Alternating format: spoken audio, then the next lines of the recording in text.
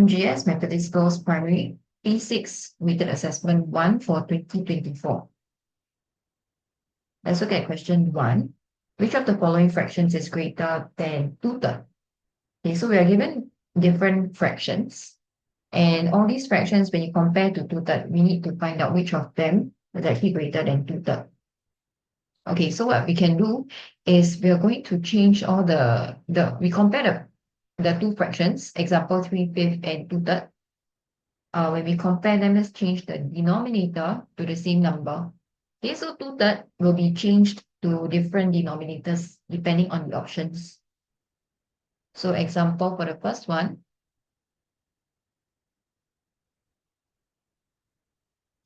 3/5, we have to change it to over 15 because for 2/3, this will also be over 15. So we have to times 3, this is a 9, this is times 5, so this is a 10. So the first option is smaller than 2/3, so no. Next, 5/7.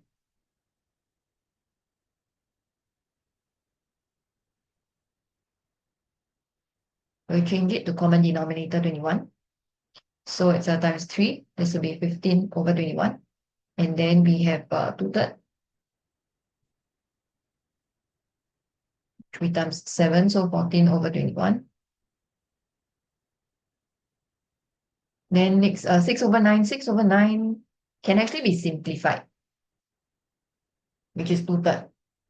Sorry, the option 2, right? 15/21 is actually bigger than 14/21. So this is the answer. But let's check the rest first. Okay, but option 3, right, it's 2/3, which is actually equal. So it is not greater, but it's equal. Then for option 4, we're going to change to common denominator 33, because common multiple of 11 and 3 will be 33. This is 22 times 11, and then this one is times 3, which is 21. So last one is smaller than 2/3. So answer will be option 2. Okay, question 2. Find angle y. Okay, to find angle y, you need to know that the whole thing is actually 360. Okay, the whole angles at the point is 360, so the whole thing is 360. So from here, we add up what we know. Okay, 90 degrees, 58 degrees, 125 degrees. The right angle is 90, yeah?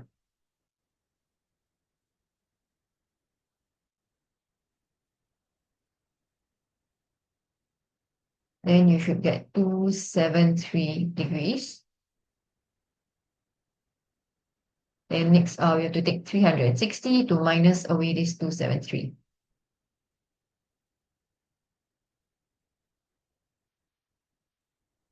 And you should get 87 degrees, which is angle Y. So option 3. Next, question 3. Question 3, ABCD is a rhombus. E and F are midpoints of the two sides of the rhombus. Okay, so E and F are midpoints, which means that we have equal parts, equal lines here. Then what fraction of the rhombus is shaded? Okay, since we can actually say that all four sides are the same, right? Because it's a rhombus, I can actually divide this rhombus into 4 smaller rhombuses, like that.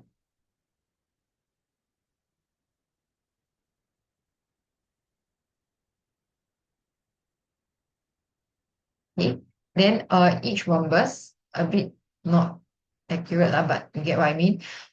Each rhombus can actually be split into 2 parts here. So if let's say the shaded part is like 1 unit, and this will be 1 unit as well, which means that one small rhombus will be 2 units. Okay, from here you can observe that the shaded part is actually 1 unit, and the whole thing is 8 units. So answer 1/8.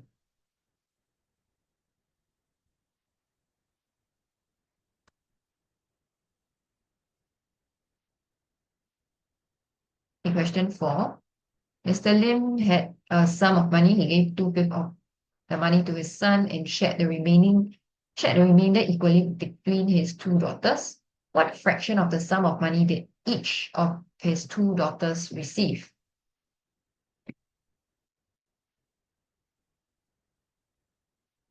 Okay, so first, let's use a model to solve this question. He gave 2/5 to the son. So you want to cut it into 5 units.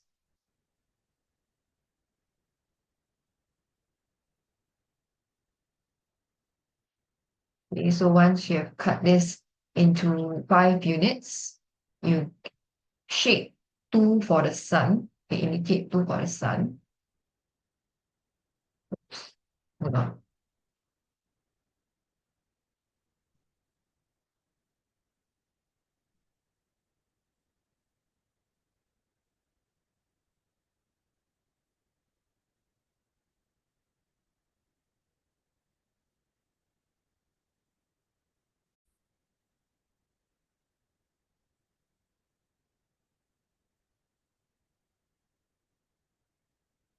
Label sun, and then share the remainder between his two daughters. So if you want to cut the 3 units to divide them into 2, right? So what we do is gonna cut it this way, which means that every big unit you want to cut into half. Okay. Then for the sun, you do the same so that all the units are of equal sizes. Then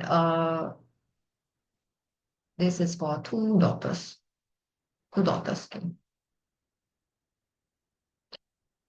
So we want to find each of his two daughters, right? So this part here is what you want to find. There's 3 units. So the total 10 units and each daughter receives 3.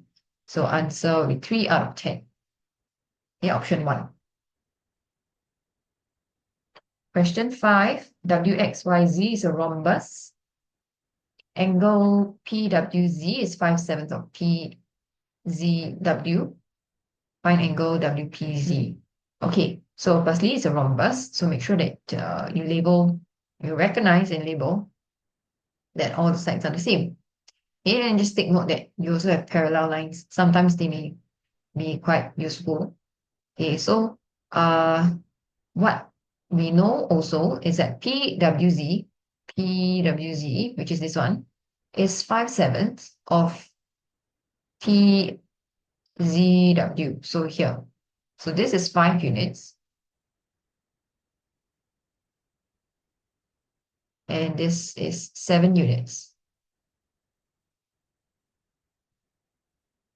So what we want to do here is to find this angle WPZ.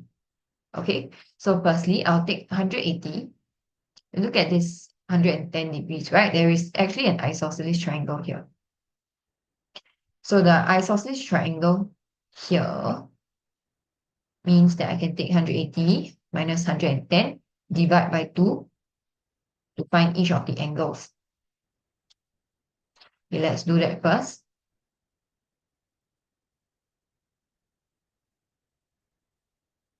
Then we take 70 degrees divided by 2 because there are 2 base angles of the isosceles triangle, which is like here and here.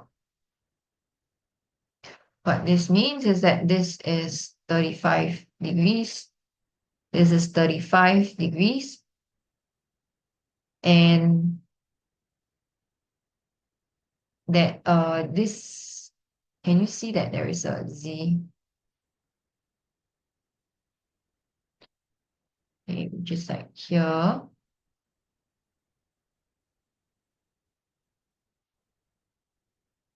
Yeah, like that. Okay, so those are 35. 5 units will be 35 degrees. 1 unit will be 35 divided by 5. 7 degrees. Now we are trying to find this angle here, right? So I want to find 5U and 7U. Add them up, that's 12 units.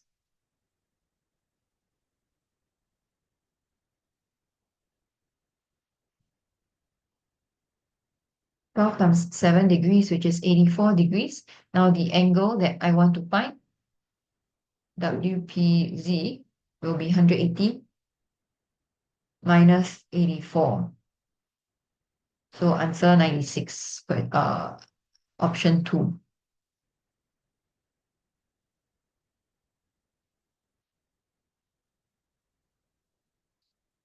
Question 6, arrange the following from the smallest to the largest. Okay, so what we're going to do here is to change all of them to mixed number. Okay, it's easier to compare. If you change to decimal, you have trouble changing 1, 6, and over 7 to decimals.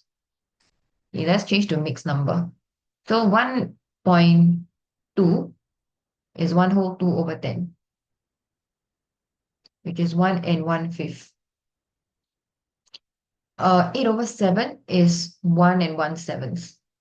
So essentially all of them have one whole, right? So you just compare the fractions. Which one is the smallest, which is the largest? The smallest one will be the fraction with the greatest denominator. So this one. So this is the smallest. Okay, so starting with 8 over 7, followed by 1 and 1/6. And the last one will be 1.2. Remember to write the original fractions or decimals. Do not give the one that is shown in your working. Okay, you need to give back what they state in the question. Okay, question 7. AC is 2/3 of CB. Okay, so this is 2 units. This is 3 units. So our fraction is represented at C. Now I have 5 units here across from A to B, right? So what is the increase in value from A to B? So I take the bigger fraction minus away the smaller fraction to find 5 units. So 3/4 minus 1/3. Common denominator 12. So 9 over 12 and 4 over 12. Okay, I get 5 over 12. That's for 5 units. Now for 1 unit, I would divide that by 5.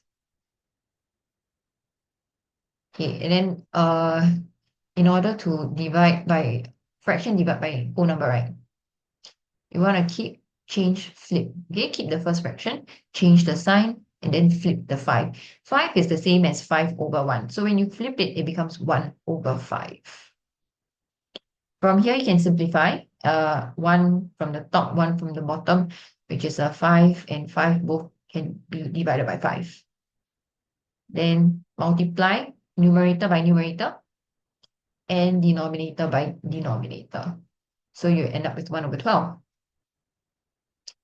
In order to find C, you need to find what is this increase, which is 2 units.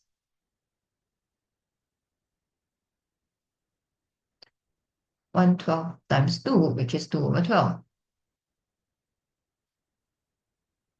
Then next, we want to add it to A in order to get the value of C. So C is 1/3 plus, okay, so this one here, we have to add 2 over 12. Now remember earlier on, right? We actually changed A to, this is 1/3. We changed from 1/3 to 4 over 12. So let's just use 4 over 12 to save time changing again. Okay, so 4 over 12 plus the increase, which is 2 over 12. You end up with 6 over 12. And remember, simplify, answer is half.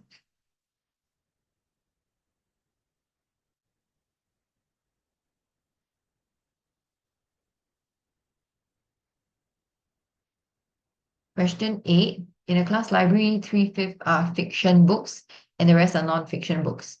1/3 of the non-fiction books are magazines. The rest of the non-fiction books are historical books. What fraction of the class library books are historical books? Okay, so the first sentence, right, gives us this 3/5.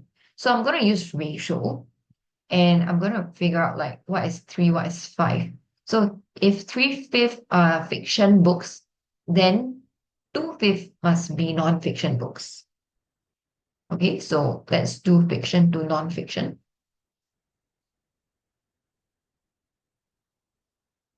3 to 2, not 3 to 5. 5 is the total. But if you write fiction to total, then it'll be 3 to 5.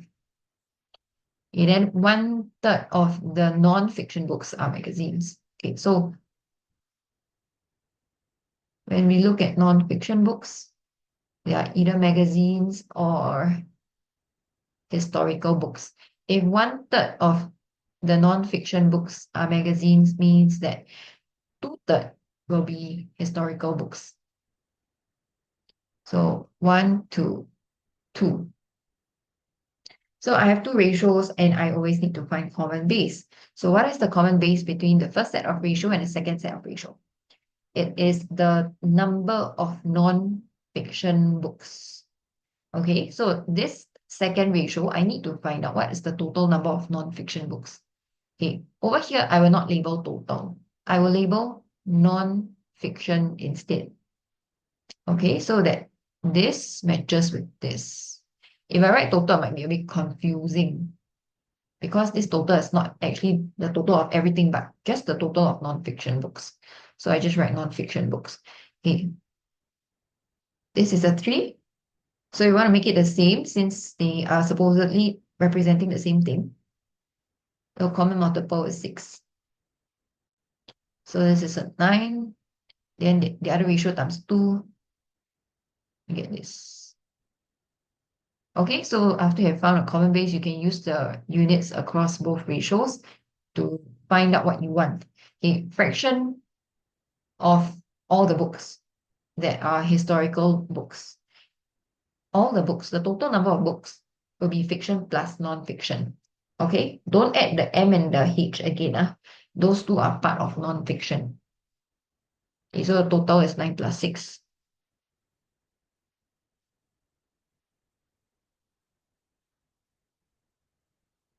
Which is 15 units. Then the fraction would be historical books is 4 units out of the total 15. So answer 4 over 15. Question 9. Mary bought 9/7 meters of ribbon. She used 5/6 of it to tie a present. With the remaining ribbon, she used it to make 3 bows. How many ribbon was used to make 1 bow? Okay, so firstly, right, the total is 9 over 10 meter. She didn't use 5/6 meter, but instead she used 5/6 of that total. So what we need to do is to find the remaining ribbon. Okay, if she used 5/6 of the ribbon, right, means that she's left with 1/6. Okay, so remaining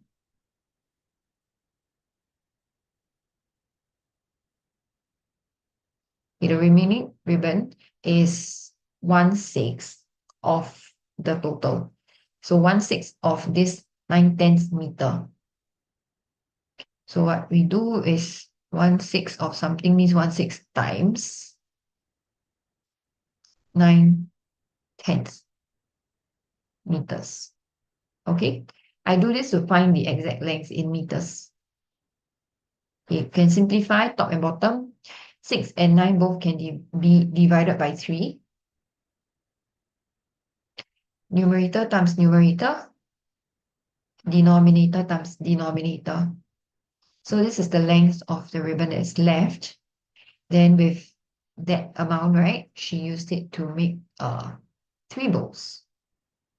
So if you want to find 1 bow, you have to take this, divide by 3.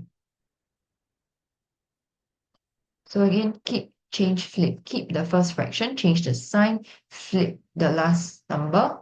3 becomes 1 over 3. I can simplify again here. So the 3 and 3. So end up is 1 over 20. Okay, so answer 1 over 20 meters. Okay, question 10. Mrs. Wong bought 7/8 kg of flour to bake some cakes. She needs 0.25 kg of flour for one cake after baking as many cakes as possible. So what is the mass of the flour that's left? Okay, so 7/8 kg is the total. And after baking um, as many cakes as possible, she's only left with 0.25 kg. Okay, what we want to do here is you can either change the 7/8 to decimal, or you can change the 0.25 to fractions. Okay, so I'm going to change the 0.25 to fractions because I think that's easier. So 0.25 is actually 1/4, or if you do it the long way, it will be like 25/100. So which is 1/4. Okay, so this is the amount left, right? So if you want to, oh, sorry, this is not the amount left. This is the amount of flour for just one cake. Oh, okay, sorry. A bit of a misreading. She needs 0.25 kg of flour for one cake. Okay, so this is actually one cake. Then we want to find the mass of the flour that's left. Okay, this is not the amount that's left. Uh, we are supposed to find how, oh, we're supposed to find how much is left.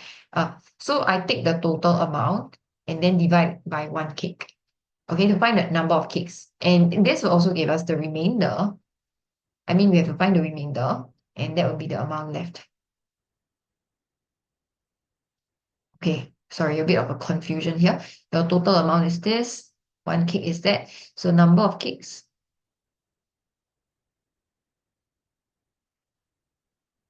will be the total divide by one cake. Okay, so keep, change, flip.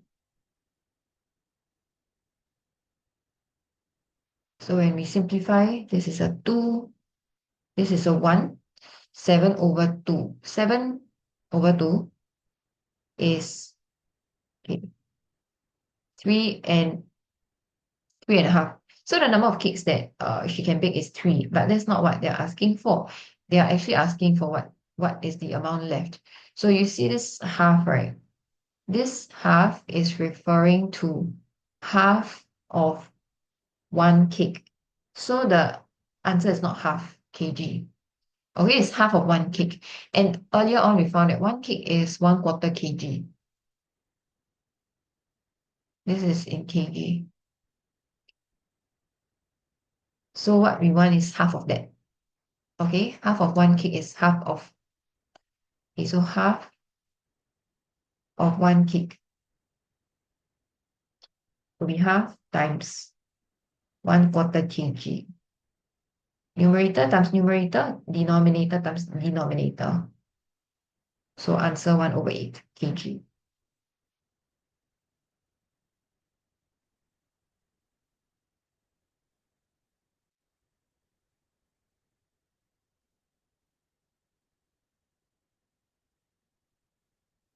So this question should be read as Mrs. Wong bought this amount to bake some cakes. She needs 0.25 kg of flour for one cake. What is the mass of flour left after baking as many cakes as possible?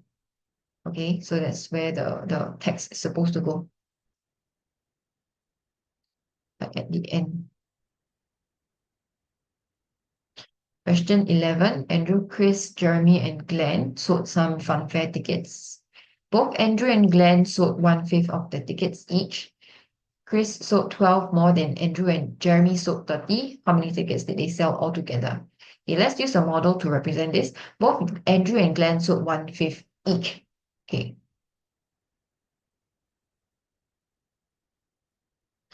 so if we have 5 units, Andrew and Glenn sold 1/5 each. Not in total, just each of them. Then Chris sold 12 more than Andrew and, oh, Chris sold 12 more than Andrew. So it's Andrew is 1 unit, so Chris will be a little bit more than 1 unit. That's a 12.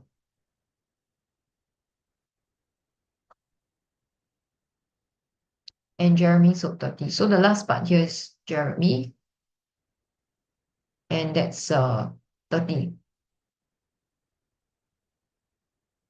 So what we can actually find using the values given, 30 and 12 will give us 2 units.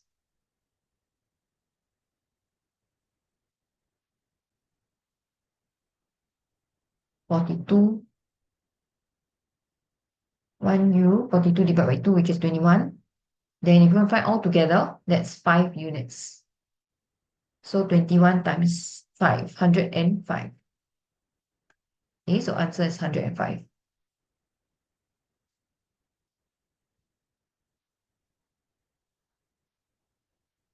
Question 12, in the figure, PTR and QTS are straight lines.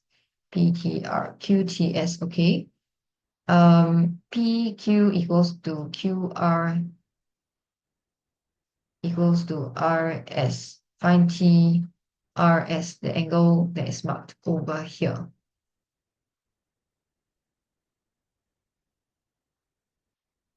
Okay, so firstly, what I want to do is there is an X here, right? Vertically opposite angles. They said that these two are straight lines. So if this is 115, then this over here will be 115 as well. So I'm labeling all the angles that I know first. 115. Then if you label all the equal sides, you'll see that PQR is actually an isosceles triangle. Isosceles triangle means that this angle 34 is the same as this QRS.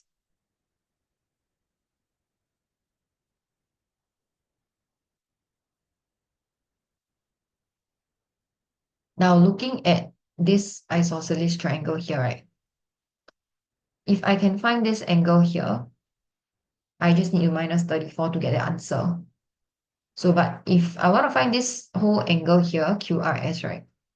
I just need to know one of the angles because it's isosceles.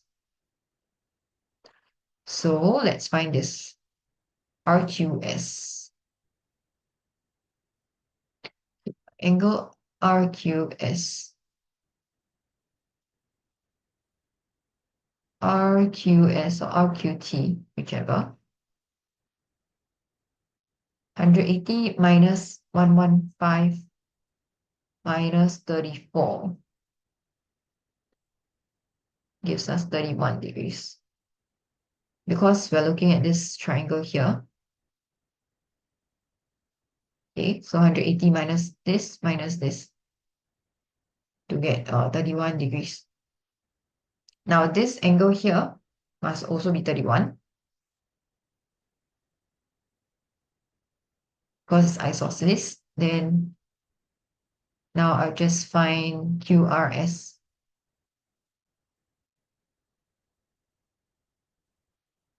180 minus twice of 31,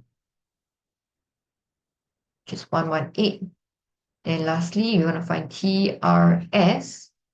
So you take 118 minus, this is 118, minus 34.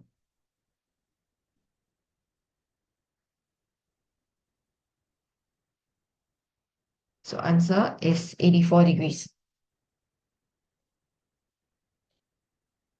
Question 13.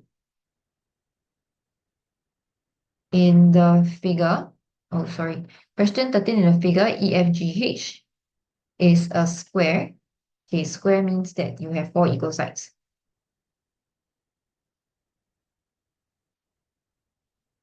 Okay, this question, right, is going to be a bit tricky if you don't label the equal sides. Then EF is equals to FD. So you mark with a single line as well. Then DEF is 83, find FGD, this angle marked over here. Okay, if you had marked out all the equal sides, right, you can actually see that there's an isosceles over here. There's an isosceles over here as well. So this must be 83.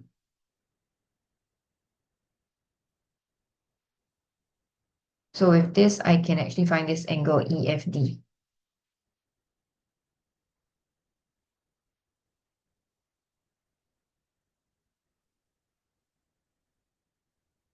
So 180 minus 83 minus 83.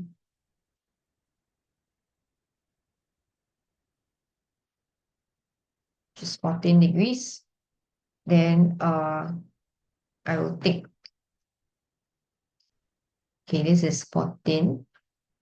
I will take the right angle because this is a square, right? Right angle 90 degrees minus away 14 in order to help me find this one. So why I need this is because there's another isosceles here, right? In order to find this angle, I just need to find this angle because the other one will be the same as this. So DFG.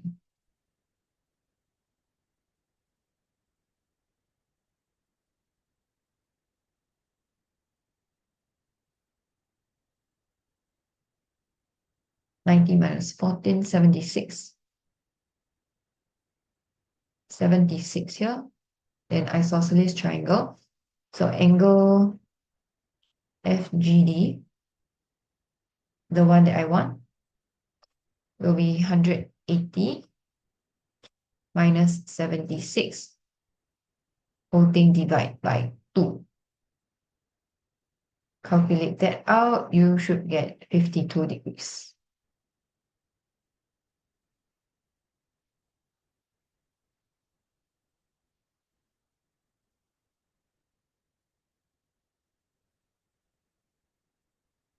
Question 14. In the square grid, AB and BC form two sides of a trapezium. BC is parallel to AD. Angle BCG is a right angle. Complete the drawing of the trapezium ABCD in the grid below. Okay, so a trapezium also special. The property of a trapezium is that it has one pair of parallel lines. So which two lines are parallel? It will be BC and AD. So BC is given here. We don't know what is point D, but we know that they are parallel. Then we have BCD is a right angle. Okay, so first let's look at the parallel lines. How do you draw parallel lines? Okay, you need to identify okay, let's do a sketch of a diagram at the side. We should be expecting the diagram to look something like that. Then this one right angle, this one right angle here. B, C, D, A, B, C, D. Okay. So something like that.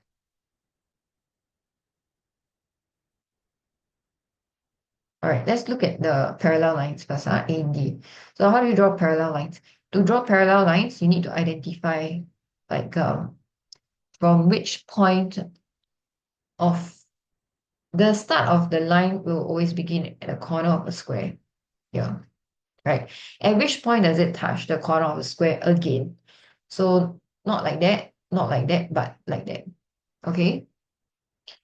So can you see that it actually touches the corners of the squares from one end to the other end here? This is when it first touches the corner next. Okay, so you want to have multiples of this. A line cutting through three squares horizontally. And this one cuts across another three squares. Okay, so I'm going to do that. I'll use a ruler. I can't use a ruler here, but you have to use a ruler. So it cuts across three squares here. Okay, so three, three squares, three squares horizontally, cuts from one corner to the next corner. So from this corner, cut across again, another, it should be a connected straight line, okay? Cut across another three squares. So like 1, 2, 3. Okay, keep going, not done yet. Cut across another three squares, like that. Okay, until a point where it looks like it will form a 90 degrees, then if you cut again another three squares will be here. It will not form a 90 degrees with this. So from here, How do you do 90 degrees? Okay. You see this? So it cuts across three squares, right? Now from that corner there, here, it should cut across three squares, but not horizontally, but vertically this time. So one, two, three. You can see that it cuts across three squares as well. Like here. Okay, so for it to be like 90 degrees, it should sit nicely like that, cutting across three squares perpendicularly. Okay, so with that, we have our lines. Since there's a right angle, label a right angle. Then, of course, label point D. And then your parallel lines. Okay, so this is what it looks like. Question 15. In the figure, CD is parallel to GE, okay, labeled. Then GD equals to GE, okay, let's label that. Then you have isosceles CGF is a straight line. Okay, name a trapezium. Remember just now I said that a trapezium has a pair of parallel lines, right? So there's only one pair here. So you just need to choose the four-sided figure that consists of the two parallel lines. So it's a CGED.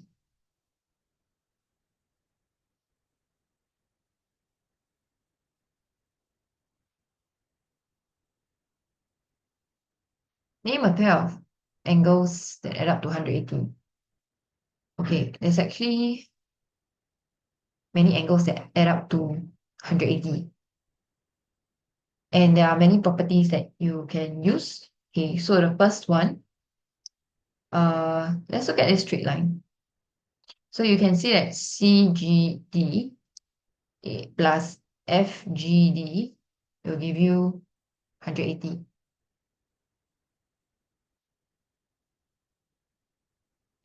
Yeah, I'm just going to write down like all the possible answers. So CGD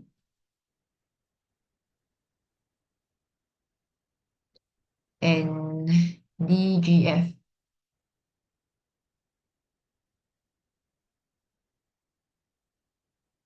DGF or FGD.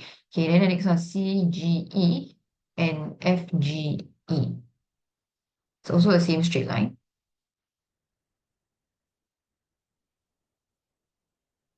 This question 1 mark only, don't need to write all, just choose one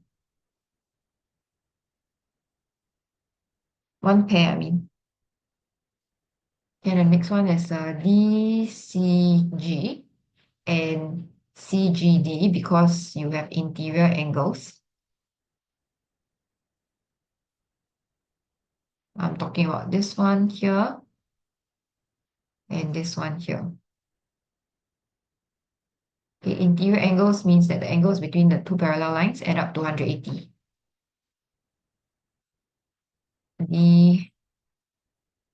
DCG and CGE. Okay. Then there's also another pair because you have parallel lines, right? Then the other pair will be over here, here, and here.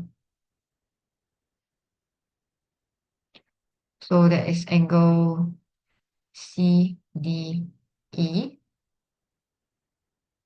and GED.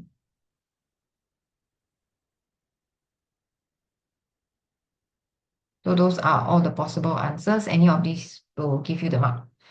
Okay, find angle CDE. Okay, this angle here. Now, to find this angle here, what we can do is to find DGE first, since we have a 35 and 95. Then we use the isosceles triangle to help us find this angle here. Okay, let's do that first. So angle DGE.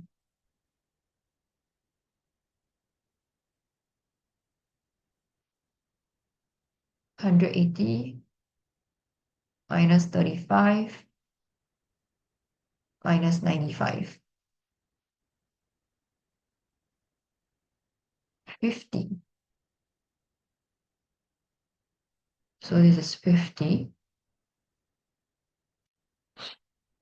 Then next, isosceles triangle. I want to find GED first.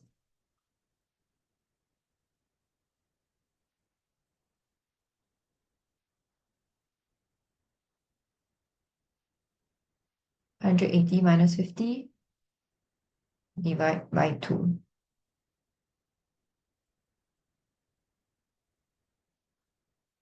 65. So this is 65. So remember earlier I said that this angle here and this angle here, they are between the parallel lines, right? So these two angles add up to 180. So since we want to find angle CDE, this larger angle here, you can just take 180 minus 65. Okay, so answer 115 degrees.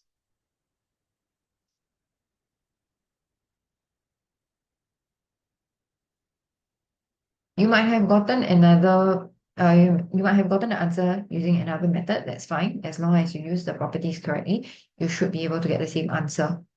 Okay, so what I'm showing here is not the only way to get the answer. Of course, no guessing involved.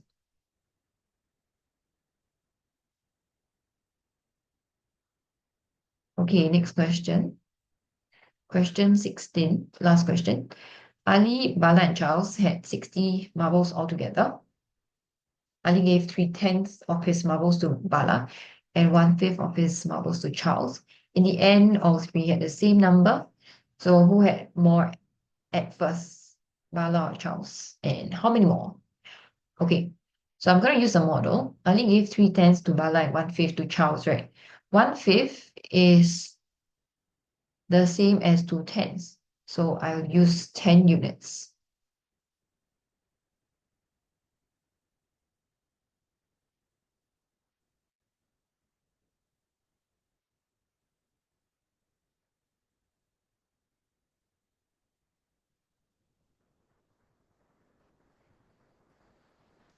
Bala received 3 units.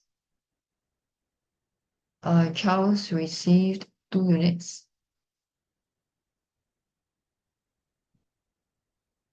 Then the rest will be what he's left with. And the whole thing is 60. No. Oh, sorry. This whole thing, right, is what Ali had at first. Okay, then this is what Ali had in the end. So for them to, this is not the total. This is not 60. 60 is all three of them. This whole thing is what Ali have at first. Okay, so in the end, Ali had this much left, the 5 units. So let's find out what is this 5 units that Ali had left. You know, the total is 60. And when Ali gave to Bala and Charles, right, this is an internal transfer. So the total will still remain at 60 in the end. Okay, so in the end, okay, each in the end will be 60 divided by 3. Okay, 60 divided by 3. So Ali would have 20 left in the end. So this is actually 20. Again, do not be mistaken. This 10 units is not referring to the total at first. This 10 units is the total for Ali only at first. So Ali had 5 units left in the end, which is 20. Everyone had 20 left in the end. Then, okay, maybe I shade this. This is what is gone from Ali. Yes, okay, like that. So the question is, if Bala and Charles end up with equal in the end, right? Who had more at first?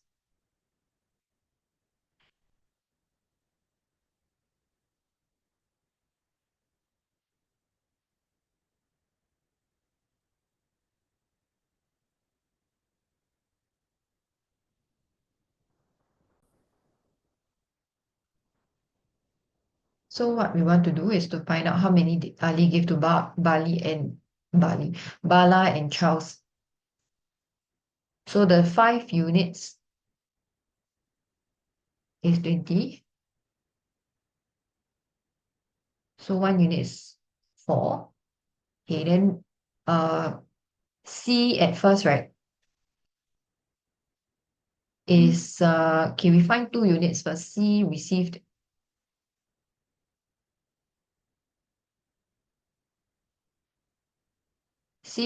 8 from Ali. So what Charles have in the end is 20. So the amount that he has at first will be lesser because 20 is after receiving 8 from Ali.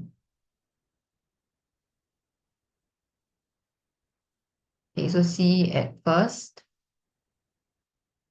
will not be 20, but less than that. So 20 minus 8, which is 12. Then for B received 3 units, which is 3 times 4, 12. So B at first will be B has 20 in the end. That is after receiving 12 from Ali. So to find B at first, we need to take away the 12. So 20 minus 12, which is 8. So who had more at first, C or B? C, yeah, right, Charles, not C. Okay, how many more? 12 minus 8. So answer 4 more.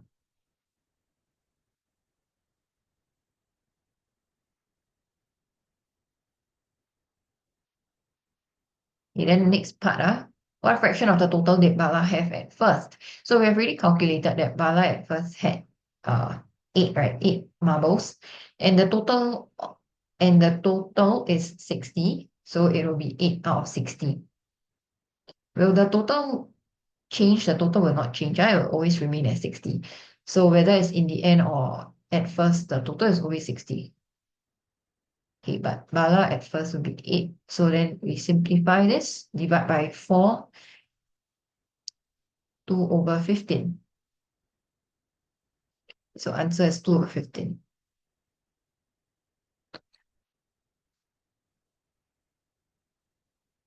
Okay, then that's all for this MGS 2024 weighted assessment 1.